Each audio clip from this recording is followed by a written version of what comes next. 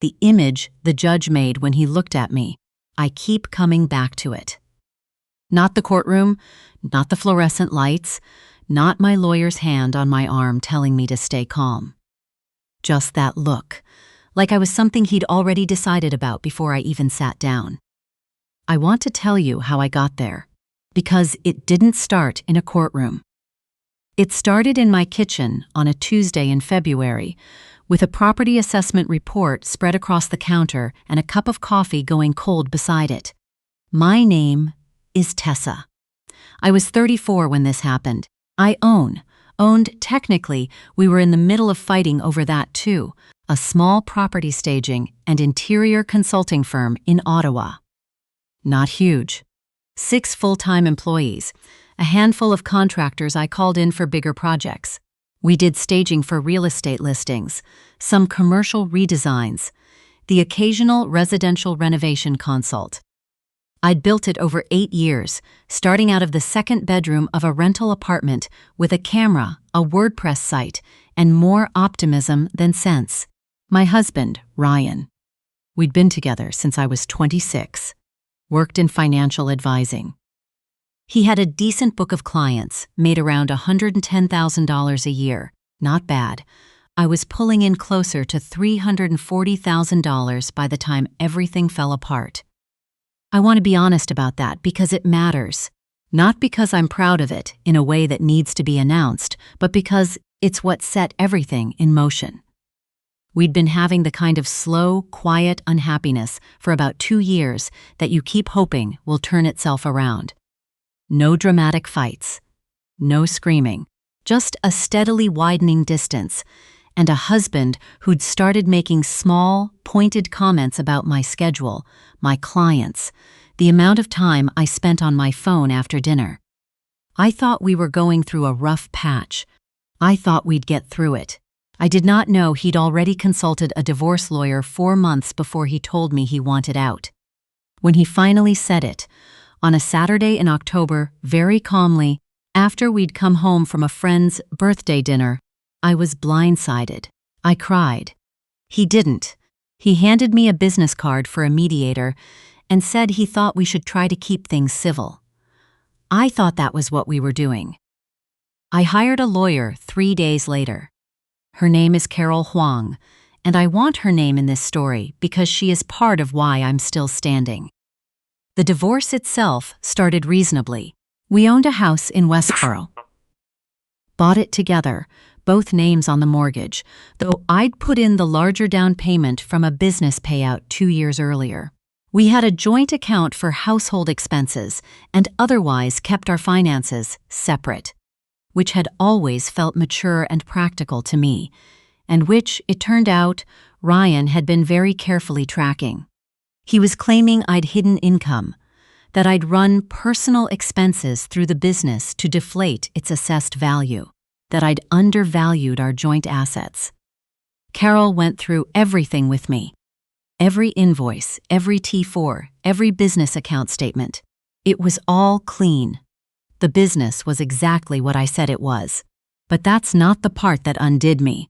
Around November, about 6 weeks after Ryan moved out, I got a call from someone I'll come back to. His name is Joel Asante. He's a commercial photographer. I'd hired him the previous spring to shoot 3 staged properties for a luxury listing in Rockcliffe Park. High-end, big commission for the client. I needed someone whose work was genuinely good. A colleague referred him. I checked his portfolio. We met once in person at the first property to walk through what I needed, and then we worked together remotely for about 6 weeks through email and a shared drive. The work was exceptional. I paid him $200 on invoice. Professional, clean, done.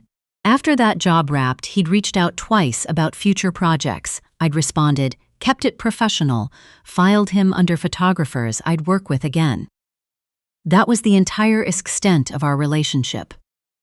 Joel told me, on that November phone call, that he'd been contacted by Ryan's lawyer, that someone had come to his door and asked him questions about me, about our relationship, and whether he'd be willing to speak to certain things.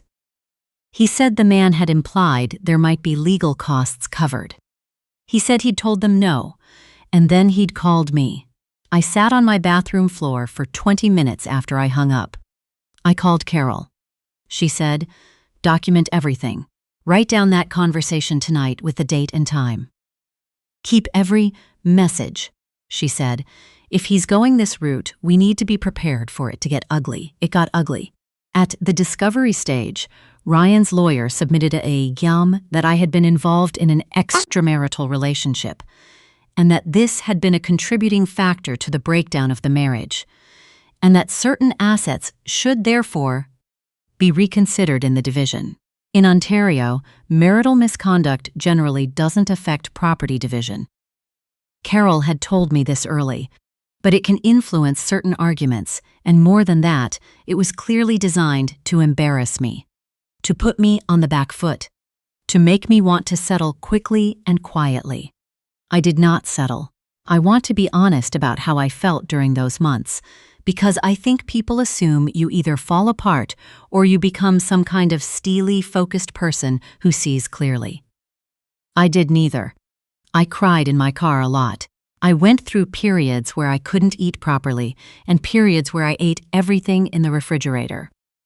I called my mother in Thunder Bay almost every night. I kept going to work because the business needed me and because it was the one place where I still felt like myself, where I still had some control over what happened next. My staff didn't know the details. I kept it professional. But Hazel, she's been my office manager for 4 years, brought me a coffee one morning and just put her hand on my shoulder for a second and said, "Whatever's going on, we're fine here. Don't worry about us." I didn't say anything because I couldn't, but I remembered it. The hearing date came in March. Ryan's lawyer had filed a motion related to the asset division, and we were appearing before a judge in the Ontario Superior Court of Justice.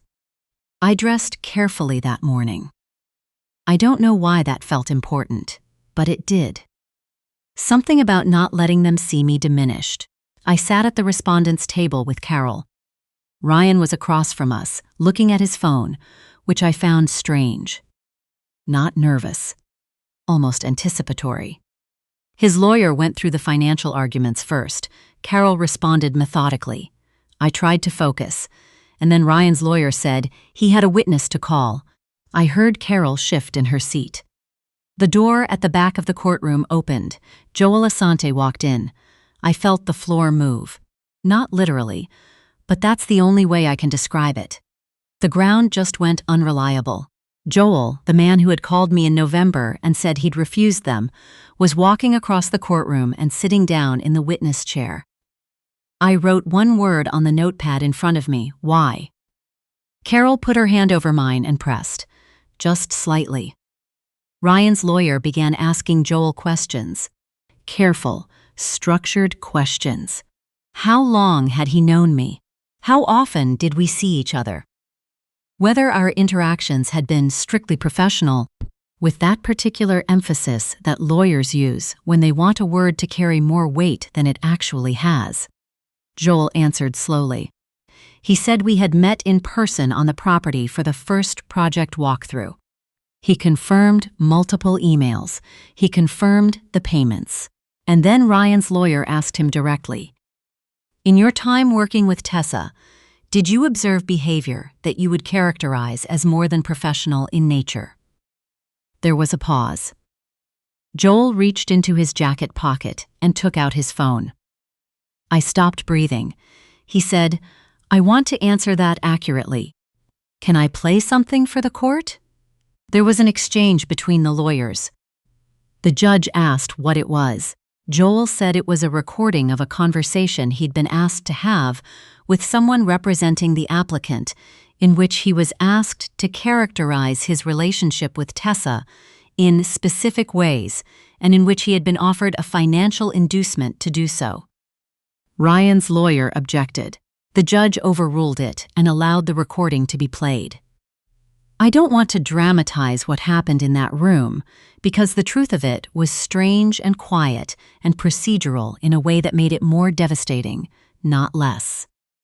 The recording was about 11 minutes long. There was Ryan's lawyer's assistant. I recognized the voice, I'd heard it on calls, and there was Joel. And the assistant was carefully, methodically walking Joel through what they needed him to say and offering to cover his time and legal inconvenience to the sum of $3,500. Joel had said no in that conversation too, and then he'd recorded it.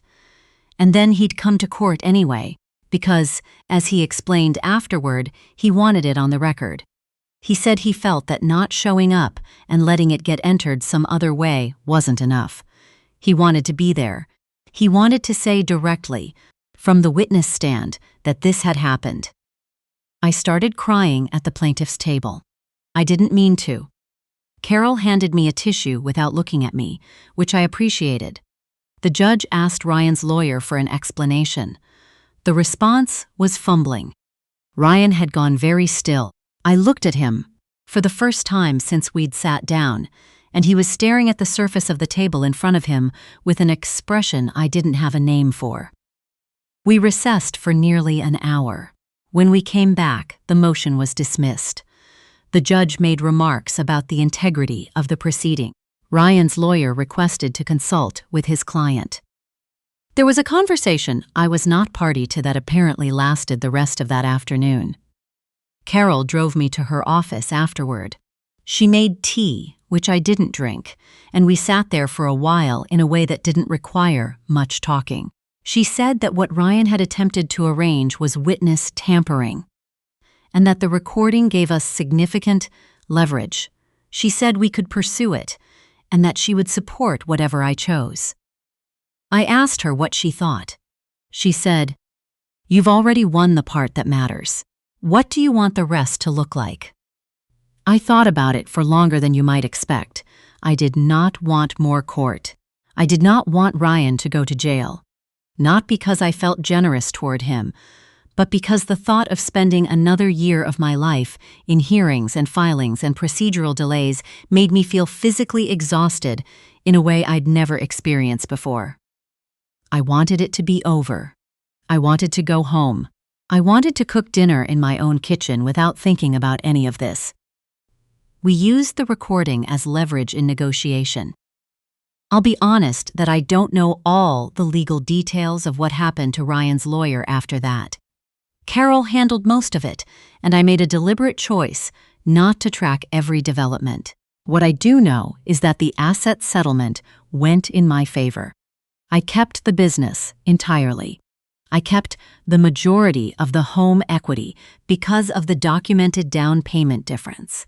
Ryan received a fair division of the joint accounts and walked away from the rest. He did not apologize. I didn't expect him to. Joel Asante sent me an email about 2 weeks after the hearing. Short. He said he hoped things were settling down. He said he'd never had any intention of lying, and that he thought people deserved to know when they were being set up. I wrote back and thanked him. I meant it more than I knew how to say in a professional email, so I kept it brief. I kept the email thread. Both of them. The original project files, the invoices, every message from that entire working relationship. I'd already had all of it organized because Carol told me to document everything from the beginning. That's what saved me, ultimately. Not drama, not a confrontation. It's not some moment of public vindication. Just a folder of documents that told the true story, and one honest person who decided that the truth was worth showing up for. The house sold in June. The buyers were a young couple. First-time owners, the realtor told me, very excited. They were going to redo the back deck, which had been on our list for 3 years and never happened. I hope they get to it before winter. I moved into a place in Hintonburg, a 2-bedroom on the 2nd floor of a converted Victorian with good light in the mornings and a coffee shop on the corner that knows my order. I went back to work the week after the house closed. There was a staging project in Canada that needed my attention, and it felt good to focus on something that was just about the work. My mother came down for a long weekend in July. We walked along the river, and she didn't ask too many questions and I didn't offer too many answers. On the last evening, she said, "You seem more like yourself than you have in years." I thought about that for a while. She wasn't wrong. Some nights I still go through what I would have done differently. Not with Ryan. I've made a certain peace with not having an answer to that, but with myself. The ways I let the distance grow without naming it. The times I prioritized the business when I should have been paying attention to what was happening at home. I'm not trying to be fair to someone who did what he did, but I'm also not interested in a version of this story where I'm entirely without fault in how the marriage ended, even if I was entirely without fault in how he tried to burn me down on the way out. That distinction matters to me. What I know now, that I didn't fully know then: keep everything, every invoice, every contract, every email you think you'll never need. Not because you're planning for the worst, but because the truth is a lot easier to defend when it's written down, when someone can hold it in their hands, when it speaks for itself. Joel showed up because he had the recording. The recording existed because he'd had the presence of mind to make it. The whole thing turned on that. Not on my word against Ryan's. Not on character witnesses or emotional arguments. On 11 minutes of audio that said clearly and specifically, here is what was attempted, and here is that it was refused. The person with the documentation walks out of the room standing up. I know that now in a way that lives in my body, not just my head. On the first Saturday after I moved in, I made dinner in the new kitchen. Nothing complicated, a pasta I'd been making since university, the kind that requires almost nothing and somehow always tastes right.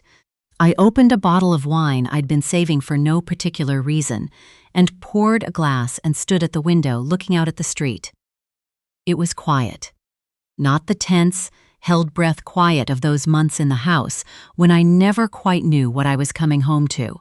This was just quiet. The ordinary kind. The kind that doesn't mean anything except that nothing is wrong. That was enough. That was, for that night, exactly enough.